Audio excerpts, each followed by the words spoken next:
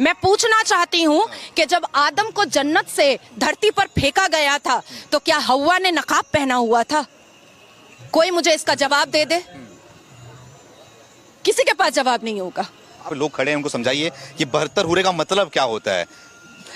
देखिए, अगर मान लीजिए मैंने आपको कन्विंस कर लिया, कन्विंस करने के बाद मैंने आपको इस्लाम कबूल करवा दिया, तो अल्लाह की नज़र में और प्रॉफिट मोहम्मद सल्लल्लाहु अलैहि वसल्लम की नज़र में मैं बहुत अच्छी मुसलमान हो गई। अब अगर मैं मर्द होती, क्योंकि मैं औरत हूँ इसलिए मुझे जन्नत में भी कुछ नहीं मिलने वाला है, अगर मैं मर्द होती तो मुझे खूबसूरत तराशी हुई 72 वर्जिन हूरें, जिसकी वर्जिनिटी ब्रेक नहीं हुई है, वर्जिन हूरें मुझे आसमान पर मिलेगी। 135 फुट की होगी, जिससे जो छीकेंगी तो नहरें बनेंगी, थूकेंगी तो चश्मे बन जाएंगे। तो ये सारी ठरकबाजियां जन्नत में होंगी। मतलब धरती तो गंदा करके रखा ही है बच्चे पैदा कर करके, अब जन्नत में भी ठरक और बच्चे पैदा करने का इनको बहुत